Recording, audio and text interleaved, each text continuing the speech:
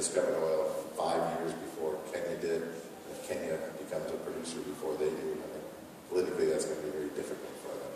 So I think we're going ahead on the Kenya-only option, but we really believe that the Kenya-Uganda option is going to work. There's also South Sudan. Of course, South Sudan is having more troubles these days. They potentially could be doing this, but I think none of the participants right now are looking for them to join us in the short term. So I think, if anything, that may be a longer-term thing before they're able to join us.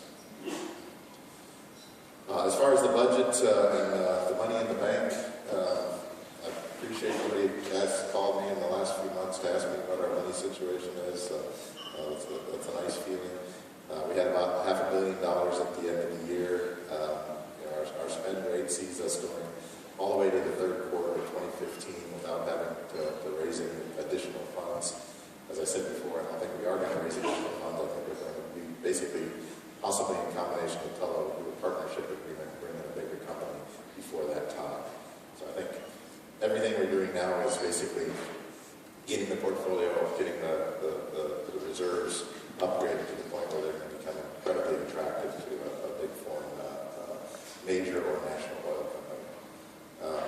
What they want is a clear path to development. Once we have the pipeline sorted out, once we've converted our resources into contingent resources or even possibly into reserves, that's when they're going to get interested. If you look at big oil these days, most oil companies are only replacing somewhere between 20 and 40% of their reserves that they're producing. So they need basically projects like this. You just can't go out and find billion barrel type projects that are ready to put on development. And I think we'll see a big line of people coming in. But again, an $800 million gross budget this year is going to be there's a lot of majors that don't have exploration budgets of that size. So, spending a lot of money, only 348 of it is ours. So we'll see ourselves going into next year with at least $150 million to go forward with. One thing I like about this is the drilling. 70% of it is in drilling, 6% is in seismic. We are starting to see some go into development studies. There will be some significant things, particularly on the pipeline, where we can start spending some money on front-end engineering design and on route surveys. But I think we're in good shape. We got the marathon farm out done now, so they just paid us money today, actually, for our back costs in Ethiopia. And they'll be carrying us going forward in the Rift Basin area and in Block 12. And they're still paying our full carry in Block 9. So I just want to shift for just a minute and talk about Horn. I've just got a few slides to talk about with Horn. Horn was a company we set up a few years ago. I got clear messages, particularly from my North American shareholders, that they weren't that interested in being exposed to Somalia.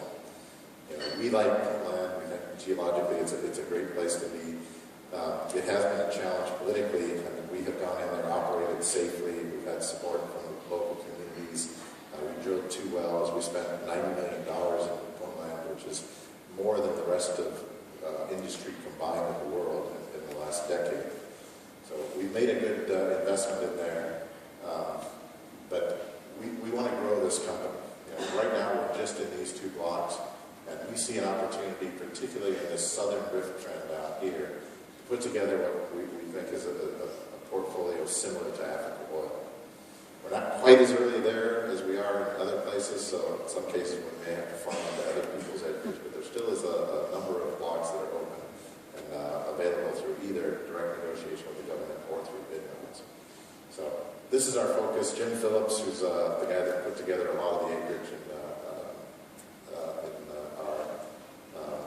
Kenya-Ethiopia play, has been working for about close to a year, looking at every single block in that southern trend. Now we're ready to pull the trigger on 2 to 3 opportunities. So one of them we're quite advanced on. I think we're hoping to have something done before the end of the month. But we see this as kind of the next chance to get in. And for those of you who didn't get in early on Africa oil, this is a chance, although riskier. Let's not kid ourselves. This is frontier exploration, much higher risk profile than Africa oil. But it is a chance possibly to get in on early days of the next Africa oil. We do like Somalia, and I'll talk a little bit about that. We are planning to keep moving forward in that. And the team team will be the same team. We won't need to go out and hire a bunch of people to run the company. So Jim Phillips will likely move over to become president of Horn. I'll still remain as chairman. But all the same people that work in Africa Oil will be working at Horn as well. So the rift trend there is also quite interesting. The rift basins here are of the same order of magnitude as the ones that we see up in Kenya. There's three main rifts here: the Tanganyika Basin, the Rukwa Basin, and the Nyasa or Malawi Basin in the south. So those are the three we've been targeting. They're all the same age. What's been proven here in Uganda, this rift is basically, this part of Africa is trying to split off. That's what a rift is. A rift is basically trying to split off. Here it's successful, like Gulf of Aden. The Saudi Peninsula actually was successful and split away. The Red Sea is saying that is a successful rift. This is what they call failed rifts. So it tries to break apart, but unfortunately there's a big granite massif around Lake Victoria, and it just couldn't break all the way through. So it's what's called a failed rift. But what does happen on these failed rifts, you can map these just by looking at these lakes. And those lakes are what's important to us. Those lakes are where the nice, big, thick source rocks form. So if you go today to Lake Tanganyika and you drop a piston core on the bottom, you'll find 200 meters of this nasty, black, organic, smelly sludge, which to us geologists is really attractive. Because 12 million years from now, that's going to be buried down to about 5,000 feet, and it's going to turn into oil. And it's going to be a great oil source rock. So these lakes have persisted really since the Miocene, so about 12 million years. And the key is finding which one of these basins, back then, 12 million years ago, had that same conditions that Lake Tanganyika has today. If you go late today in the Rukwa area, the lake's only 4 meters deep. The source rocks there are not going to be any good. So that's what our goal is here, is trying to figure out which one of these basins 12 million years ago was more like Lake Tanganyika than Lake Rukwa. And then Lake Malawi is the same, deep water. And one of the problems in the southern rift is that it is very deep water. Like Lake Tanganyika is 2,000 feet deep. To access most of the prospects there, you're going to have to bring in a semi-submersible rig, chop it up into pieces, transport it over. They're thinking of $150 to maybe $200 million a well. We're not going to do that, I can assure you that. We're looking at blocks that can drill from the onshore or in some of the shallow parts. On each end, there's shallow parts. This is a shallow block. On each side there's ones that you can reach. So that's what we're really looking at. And there is a great amount of opportunity there. So now we're getting fairly far along. Watch this space. If we do land this deal, we will go up and recapitalize that company, and we'll be raising some money associated with that. But we still like Somalia. I just Monday met with the new president of Somalia.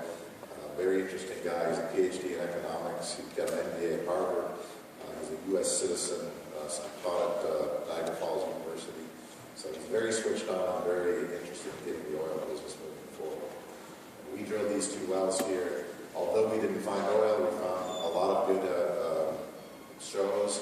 We found a lot of good reservoirs. We found seals. We found source rocks. We found everything that you need to find oil. So we're quite encouraged. What we want to do is go on the other side of the basin, on the deep side of the basin, and do like we did in Gambia. Look for these basin-bounding fault traps. And we've seen some evidences on the existing seismic. This block here, the Vidal block, we really like, but it's got a border dispute.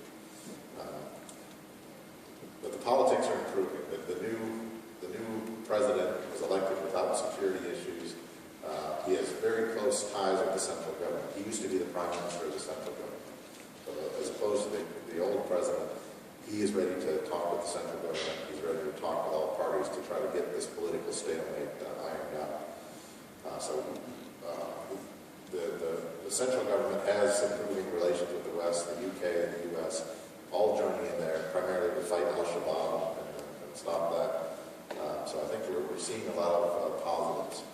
And really, I think we're getting to the point where all parties are ready to sit down and let's get a solution to this, and let's get out there and operate. We're happy to talk with other permit holders. We're even happy to talk with older permit holders, as long as we can get a deal where they can get in and get back to work. So I think right now I'm more optimistic than I've ever been that there is going to be a solution found, and we're going to be able to get back to work, hopefully within the next 6 months. again, I mentioned this before, but I'll mention it again because it is our single most important thing that we're going to have to do going forward here. I'm quite proud of the efforts that we do on community engagement. I think we've built ourselves a good reputation. Some of you may have known that we brought a group of people for CSR from Nordea and from folks on down, and we're quite pleased with the outcome of that. I think they gave us a very good endorsement of the way we're conducting our business down there. And I think that could open some doors to some of the other big Swedish funds coming in. Most of you know we are moving up to the big board in Sweden and in Toronto. The Toronto listing we hope will be done in late March, early April, and it should be somewhere around 4 to 6 weeks after that we get the Swedish listed. So I think not only is this paying off for us on the ground, we're getting a lot of support from local communities, but I think it may also help us expose the company to some of the bigger Swedish funds who have very high principles on how and where they're going to invest. So I think that's working well. Again, it's a constant challenge. It's never going to be finished. It's something that we will have to keep working on as we go. But our social license to operate is the single most important thing that we have in our company. If we don't do this right, it doesn't matter to us we do it. So we do spend a lot of time and effort on this.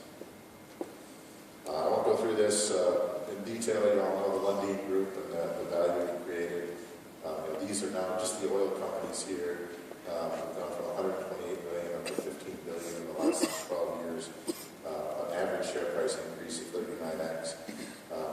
Hopefully I come back here next time and we'll put the horn there at the bottom and we'll start seeing that same type of run up and horn. But I think the message is here that we have risk in our